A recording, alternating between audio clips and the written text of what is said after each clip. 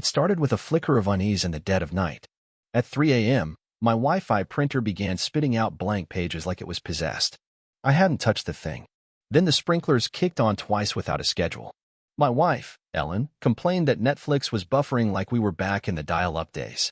Even our dog's smart collar kept flashing low-signal alerts, despite being inside our cozy ranch-style home in Willow Creek, a quiet suburb where fences outnumber sidewalks.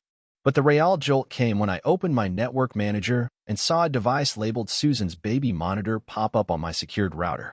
Twice. I froze. We didn't have a baby monitor. And I sure didn't know any Susan who should be on my network. Willow Creek was the kind of place where people moved for peace-manicured lawns, friendly waves, and the occasional block party.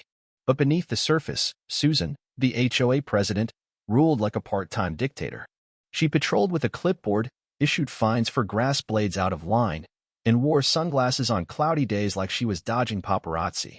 I'd kept her at arm's length, following just enough rules to stay off her radar. That is, until she realized my new high-speed Wi-Fi could reach halfway down the block. The first clue something was wrong came when Ellen shouted from the living room, "Did you pause the show?" I was in the kitchen, scrubbing dishes. "No," I called back, drying my hands. "Why would I?" She pointed at the TV's loading icon.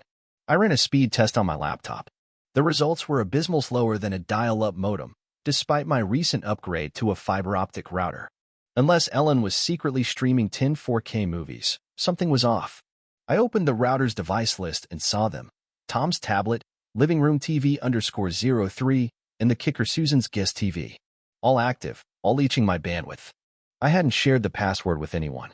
Confused, I changed the settings, booted the unknown devices, and locked the guest network. The next day, new devices appeared. Susan's laptop and HOA_office. The morning after, a knock came at my door. There stood Susan, clipboard in hand, her smile as forced as a used car salesman's. "Just checking on outdoor decor codes," she chirped, peering past me into the foyer. I had no decorations, not even a flag. She paused, her eyes flicking toward the backyard. "You've got great reception out here. That new router, huh?" My jaw tightened. "I keep to myself," I said. She nodded, her smile widening. "Of course. Just remember, we all benefit when we share resources." Then she turned and sauntered off. That phrase stuck with me. We all benefit. I hadn't told a soul about the router. I'd buried the fiber cable myself. The only way she'd know was if she was trying to connect to it. Susan wasn't just nosy, she was piggybacking on my internet and bragging about it. I called my friend Dave, a cybersecurity engineer who owed me for helping rebuild his vintage Corvette. "How's someone getting past my encryption?" I asked. He laughed. "They're not hacking you, man. They've got your password." I blinked. "What?" He explained. "Someone had access once, maybe saw it written down or watched me type it." It clicked. Last week, my neighbor Tom had stopped by to borrow a wrench. I'd stepped into my office briefly, leaving the door open. The router sat on a shelf, password printed on the back. Tom's a good guy, the type to share his last beer, but his kid plays Fortnite like it's a full-time job. I bet the kid connected, then shared the password like candy. Susan must have gotten it from there. I decided to fight fire with fire. I renamed my Wi-Fi free internet.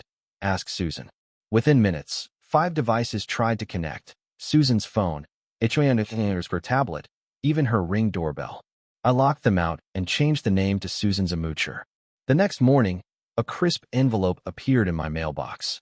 Inside was a letter on HOA letterhead, signed by Susan, claiming my Wi-Fi name violated community standards under a non-existent Regulation 12.4. It demanded I rename the network or face fines. I laughed. I'd read the HOA rulebook cover to cover when we moved in. There was no such rule. Susan had trespassed into my digital space, used it for free, and now tried to punish me for calling her out. I called Dave again. "Want to have some fun?" He snorted. "Thought you'd never ask."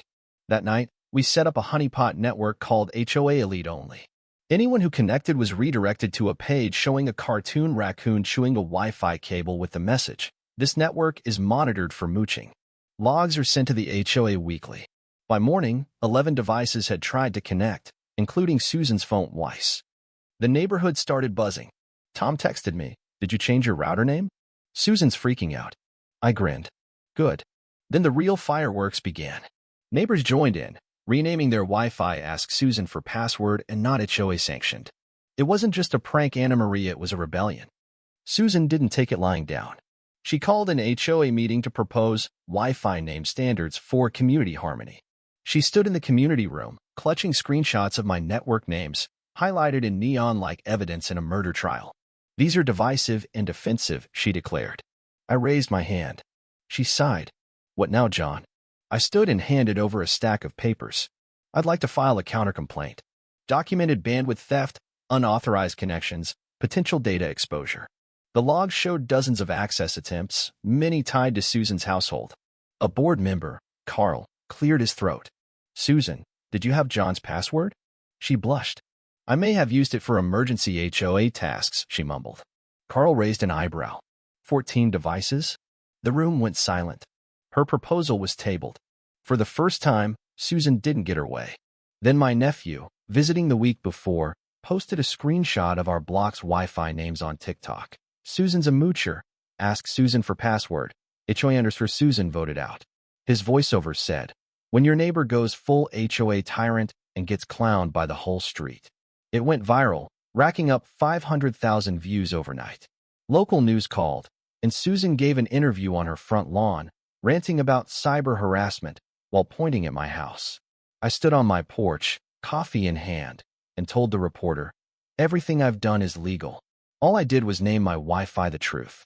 The segment aired, painting Susan as frantic and me as the calm underdog. The internet ate it up, dubbing me Wi-Fi guy.